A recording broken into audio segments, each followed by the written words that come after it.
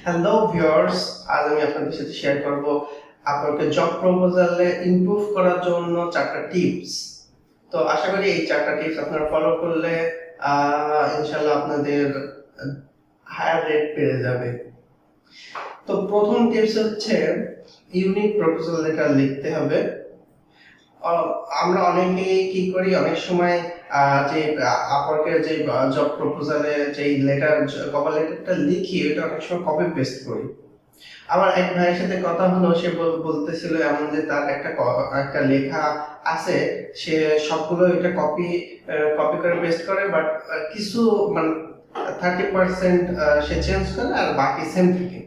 তো আমাদের এইটা থেকে অ্যাভয়েড থাকতে হবে। আমাদের টোটালি প্রপোজালটা according to job description unique হতে হবে। অর্থাৎ প্রথমে আপনি ভালো করে আপনার যে জব ডিসক্রিপশনটা থাকবে সেটা আপনার ভালো করে পড়তে হবে। তারপরে ক্লায়েন্টের যে নিড আছে ওইটা অনুযায়ী আপনার একটা ইউনিক প্রপোজাল লেটার লিখতে হবে। আপনি যদি কপি পেস্ট করেন কখনোই আপনার যে জব প্রপোজালটা থাকে এটা হচ্ছে র্যাঙ্ক করে না। জব প্রপোজাল র্যাঙ্ক করার বিষয়টা হচ্ছে আপনারা যখন একটা ক্লায়েন্ট যখন একটা জব পোস্ট করে তখন অনেক ফ্রিল্যান্সার ওই পোস্টে অ্যাপ্লাই করে। প্রথম যে প্রপোজালটা বায়ার দেখে সেটা হচ্ছে যেটা সর্বোচ্চ বুস্টেড যে প্রপোজালটা থাকে ওইটা।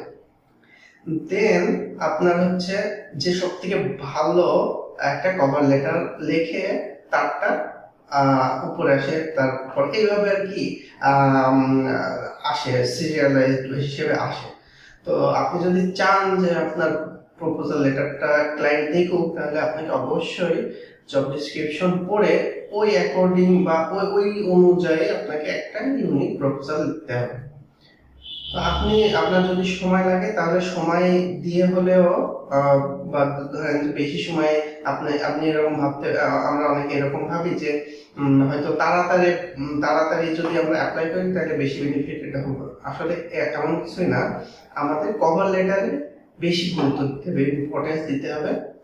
তাড়াতাড়ি ভিডিও আপনার হচ্ছে যেই কভার লেটার তাড়াতাড়ি দেওয়ার থেকে সুন্দর করে লিখে দেওয়াটাই বেশি ইম্পর্টেন্ট। তো 2 নম্বর পয়েন্টে আসি। 2 নম্বর পয়েন্ট হচ্ছে পোর্টফোলিও লিঙ্ক। আপনি যখন আপনার কভার লেটার বা প্রপোজাল সেন্ড করবেন তখন অবশ্যই আপনার ওই যেই ক্লায়েন্টের রিকোয়ারমেন্ট অনুযায়ী, ধরেন আপনার ক্লায়েন্ট আপনাকে বললো, ক্লায়েন্টের রিকোয়ারমেন্ট হচ্ছে সে একটা এজেন্সি ওয়েবসাইট বানাতে চায়, অথবা সে যদি চায় যে রিয়েল এস্টেট ওয়েবসাইট বানাতে চায়, এবং আপনার যদি অলরেডি ওই ক্যাটাগরির আন্ডারে কোনো ওয়েবসাইট বা পোর্টফোলিও থাকে, আপনি ওইটারে আগে মেনশন করে দেবেন যে হ্যাঁ আমি অলরেডি আপনার এই টাইপের ওয়েবসাইট আমি অলরেডি বানাইছি, আপনি এগুলো দেখতে পারেন।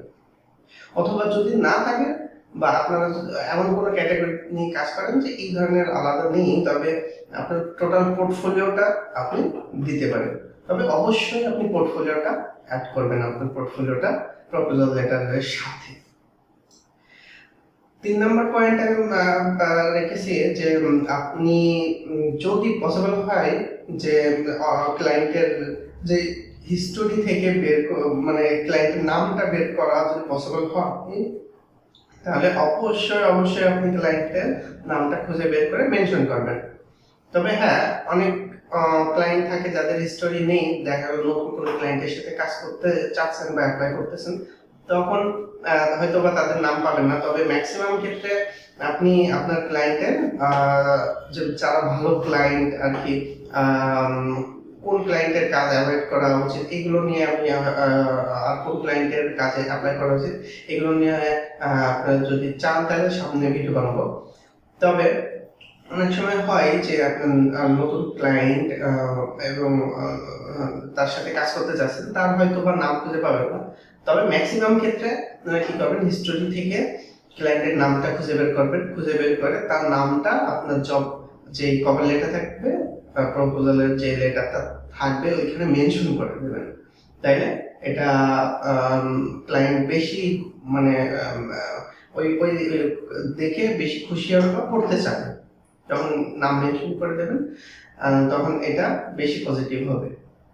আর 4 নাম্বারে আমি বলবো যে যদি আপনার জব ডেসক্রিপশন যেটা আপনি অ্যাপ্লাই করতেছেন ওইটা পড়ার পরে আপনার যদি সম্ভব হয় আপনি লোন দিয়ে ছোট্ট একটা শর্ট ভিডিও বানায় আপনি ক্লায়েন্টকে পাঠাতে পারেন।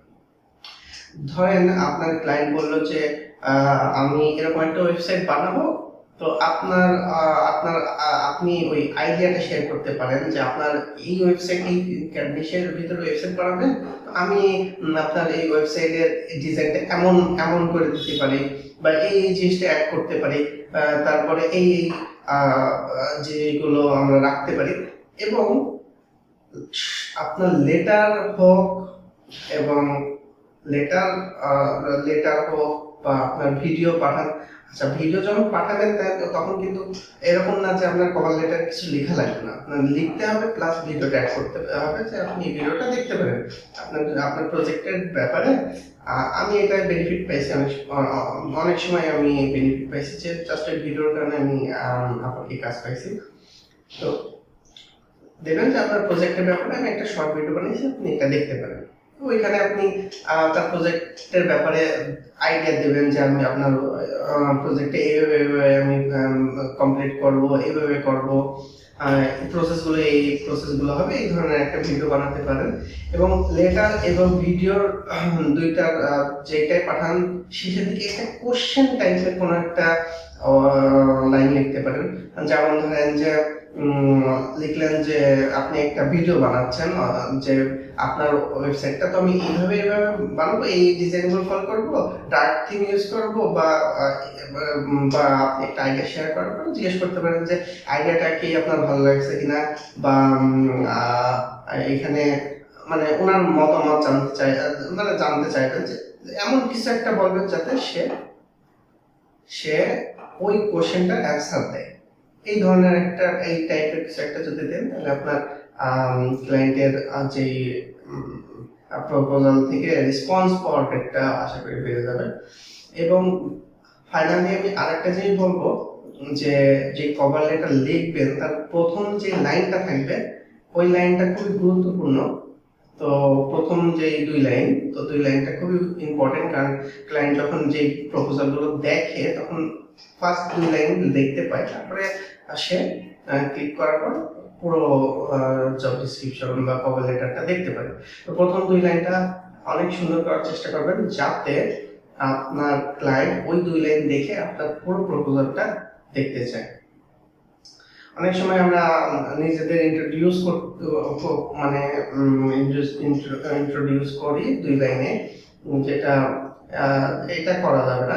আমার মতে প্রথম দুই লাইনেই আপনার প্রজেক্টের ব্যাপারে কথা বলতে হবে, মেনশন করতে হবে, তার নাম মেনশন করে তারপরে এইভাবে করতে হবে যে আপনি এই ওয়েবসাইট বানাতে চান, তো এইটা আছে আমরা এইভাবে বানাবো।